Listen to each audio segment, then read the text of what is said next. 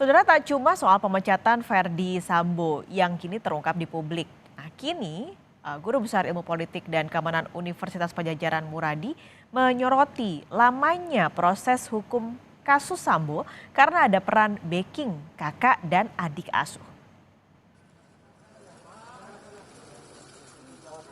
Soal kakak asuh, pertama kali diungkapkan Guru Besar Politik dan Keamanan Universitas Padjadjaran Bandung yang juga mantan penasihat Kapolri, Profesor Muradi.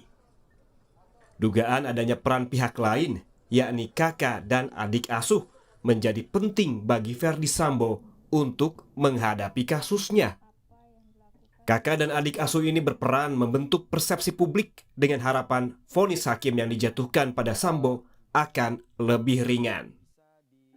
Karakter yang kemudian seolah-olah ingin menyelamatkan, tanda kutip, minimal mengurangi hukuman dari total sangkaan hukuman mati dari yang bersangkutan. Saya ambil contoh gini, Mas Aiman. Ya.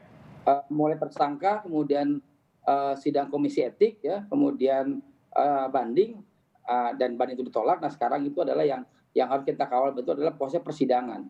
Oke. Karena kakak ini punya peran misalnya nanti adalah membangun persepsi publik seolah-olah yang FS ini innocent dan sebagainya. Ini akan mengganggu ataupun mempengaruhi perspektif dari hakim dan jaksa. Meski tak menyebut siapa orangnya, Muradi menyebutkan sang kakak asuh berperan penting dalam karir Verdi Sambo.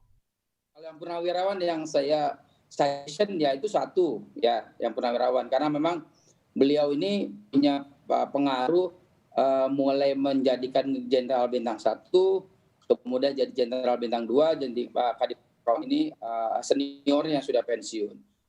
Menanggapi soal informasi ini, Kadif Humas Polri Irjen Dedi Prasetyo menjawab pendek. Belum terinformasi, kata Dedi ketika dikonfirmasi Kompas.com. Tapi informasi ini masih ada di publik. Malah Muradi menyatakan tak cuma di luar institusi Polri, kakak asuh dan adik asuh ada di struktur Polri saat ini. Kan tadi dengan kakak asuh itu ada 2 ya. Yang masih aktif, masih yang sebagian besar pegang posisi strategis ya. Oh, ada juga yang masih aktif. Oh. Ya, makanya saya bilang yang masih aktif ini yang kemudian menjadi bridging untuk kemudian menyampaikan dari yang sudah tidak aktif. Harus ditekankan bahwa kasus ini harus selesai supaya internal Polri-nya berwibawa begitu. Mantan Kepala Bareskrim Polri, Komjen Purnawirawan Ito Sumardi, tak membantah adanya kakak dan adik asuh dalam tradisi kepolisian. Memang ada konflik kepentingan yang muncul dalam tradisi ini. Jadi sebetulnya istilah kakak asuh dan adik asuh itu satu hal yang sangat lazim ya di semua lembaga pendidikan, bukan hanya di Polri saja. Ya. Nah, kenapa? Karena ada atas dasar mungkin kedekatan ya, ada kedekatan karena satu daerah, ada kedekatan satu alumni pendidikan ya.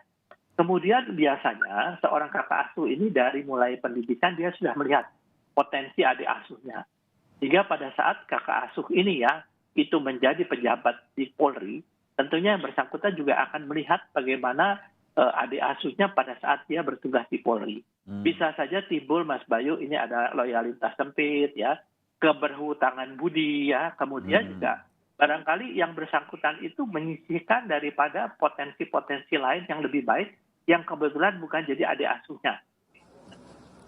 Kini publik ingin tahu siapa sebenarnya kakak dan adik asuh Verdi Sambo, dan benarkah mereka mempunyai peran penting untuk memengaruhi persidangan? Tim Liputan, Kompas TV.